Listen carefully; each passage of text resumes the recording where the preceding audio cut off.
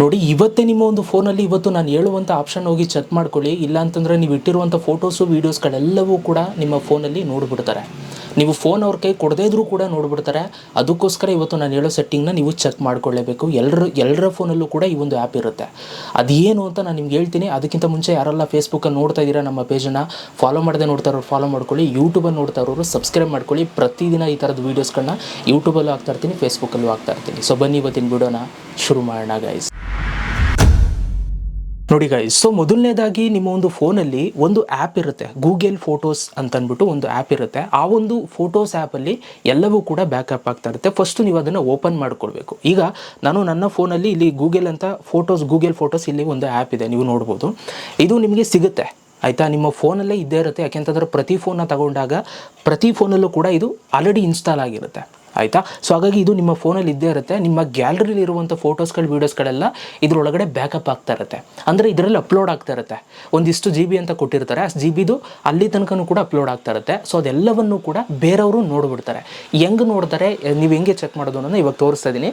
ಅದಕ್ಕೆ ನೀವು first photos ಆ್ಯಪನ್ನು ಓಪನ್ ಮಾಡ್ಕೊಳ್ಳಿ. ಈಗ ನಾನು ಓಪನ್ ಮಾಡ್ಕೊಂಡ ತಕ್ಷಣ ಈ ಥರ ಬರುತ್ತೆ ಆಯಿತಾ. ಸೊ ಇಲ್ಲಿ ನೀವು ನೋಡ್ಬೋದು, ನನ್ನ ಗ್ಯಾಲರಿಲಿ ಇರುವಂಥ ಫೋಟೋಸ್ಗಳು ವೀಡಿಯೋಸ್ಗಳು ಕೆಲವೊಂದಷ್ಟು ಇಲ್ಲಿ ಆಲ್ರೆಡಿ ಬ್ಯಾಕಪ್ ಆಗಿಬಿಟ್ಟಿದೆ. ಇಲ್ಲೆಲ್ಲ ತೋರಿಸ್ತಾ ಇದೆ, ನೀವು ಇಲ್ಲಿ ನೋಡ್ತಾ ಇದ್ದೀರಾ. ಇದೆಲ್ಲವನ್ನೂ ಕೂಡ ಕೆಲವರು ನೋಡ್ಬಿಡ್ತಾರೆ. ಹೆಂಗೆ ನೋಡ್ತಾರೆ ಅನ್ನೋದನ್ನ ನಾನು ಹೇಳ್ತೀನಿ. ಅದಕ್ಕೆ ಮೊದಲನೇದಾಗಿ ಇಲ್ಲಿ ಮೇಲ್ಗಡೆ ನಿಮ್ಮ ಒಂದು ಪ್ರೊಫೈಲ್ ಫೋಟೋ ಇದೆ ನೋಡಿ, ಇದ್ರ ಮೇಲೆ ಕ್ಲಿಕ್ನ ಮಾಡಿ.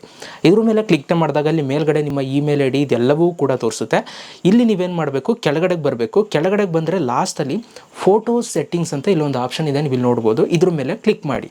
ಓಕೆ, ಸೊ ಇದ್ರ ಮೇಲೆ ಕ್ಲಿಕ್ನ ಮಾಡಿದಾಗ ಇಲ್ಲಿ ಒಂದು ಆಪ್ಷನ್ ಬರುತ್ತೆ ನಿಮಗೆ, ಶೇರಿಂಗ್ ಅಂತ, ನೀವು ಇಲ್ಲಿ ನೋಡ್ತಾ ಇದ್ದೀರಾ. ಶೇರಿಂಗ್ ಮೇಲೆ ನೀವು ಕ್ಲಿಕ್ನ ಮಾಡಿ. ಈ ಶೇರಿಂಗ್ ಮೇಲೆ ಕ್ಲಿಕ್ನ ಮಾಡಿದಾಗ ಇಲ್ಲೊಂದು ಪಾರ್ಟ್ನರ್ ಶೇರಿಂಗ್ ಅಂತ ಇದೆ. ಓಕೆ, ಸೊ ಇಲ್ಲಿ automatically share photos with A partner ಅಂತ ಇದೆ. ಸೊ ಇದ್ರ ಮೇಲೆ ನೀವು ಕ್ಲಿಕ್ನ ಮಾಡಿ. ನೋಡಿ, ಇಲ್ಲಿ ನಿಮಗೆ ಯಾರ್ದಾದ್ರೂ ಇಮೇಲ್ ID ತೋರಿಸ್ತಾ ಇದೆಯಾ ಅಂತ ನೋಡ್ಕೊಳ್ಳಿ.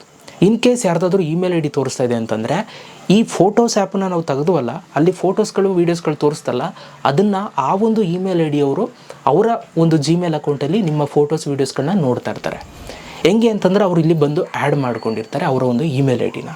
ಸೊ ಈ ಒಂದು ಫೀಚರ್ ಇರುವಂಥದ್ದು ಸೊ ಫ್ಯಾಮಿಲಿಯವ್ರಿಗೆ ಆಯಿತಾ, ಫ್ಯಾಮಿಲಿಯಲ್ಲಿ ಯಾರಾದರೂ ಇದ್ದರೆ ಅವ್ರಿಗೆ ಫೋಟೋಸ್ ವೀಡಿಯೋಸ್ಗಳನ್ನ ಅವರು ಕೂಡ ನೋಡಬೇಕು ಅಂತಂದರೆ ಸೊ ಅವರು ಇದನ್ನು ಎನೇಬಲ್ ಮಾಡ್ಕೋಬೋದು. ಬಟ್ ಇದನ್ನು ಕೆಲವರು ಮಿಸ್ಯೂಸ್ ಮಾಡ್ಕೊಳ್ತಾರೆ, ನೀವು ಬೇರೆಯವ್ರಿಗೆ ಏನಾದ್ರು ಫೋನ್ನ ಅವ್ರ ಕೈ ಕೊಟ್ಟಾಗ ಆಯಿತಾ. ಅದಕ್ಕೋಸ್ಕರ ನೀವು ಇಲ್ಲಿ ಹೋಗಿ ಚೆಕ್ ಮಾಡಿಕೊಡಿ. ಈಗ ನನಗಿಲ್ಲಿ ಬರ್ತಾ ಇದೆ ನೋಡಿ, ಸೆಲೆಕ್ಟ್ ಎ ಪಾರ್ಟ್ನರ್ ಅಂತ. ಸೊ ಅಂತಂದರೆ ಇನ್ನೂ ಯಾರು ಪಾರ್ಟ್ನರ್ ಸೆಲೆಕ್ಟ್ ಮಾಡಿಲ್ಲ ನಾನು. ಸೊ ಈ ಥರ ಬಂತು ಅಂತಂದರೆ ಸೇಫು.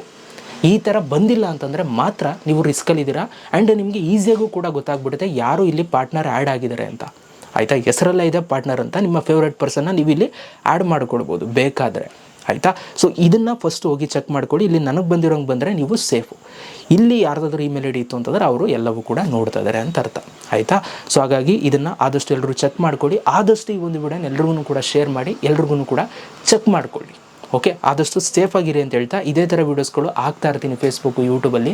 ಸೊ ಫಾಲೋ ಮಾಡಿ ಇಟ್ಕೊಂಡಿರಿ, ಖಂಡಿತವಾಗ್ಲೂ ಯೂಸ್ ಆಗುತ್ತೆ ನಿಮಗೆ. ಓಕೆ, ಸೊ ಸಿಗೋಣ ನೆಕ್ಸ್ಟ್ ವೀಡಿಯೋದಲ್ಲಿ. ಅಲ್ಲಿ ತನಕ ಲವ್ ಯು ಆಲ್. ಹೇಗನ್ನಿಸ್ತು ಅಂತ ಕಮೆಂಟ್ ಬಾಕ್ಸಲ್ಲಿ ಕಮೆಂಟ್ ಮಾಡಿ ವಿಡಿಯೋ. Bye guys.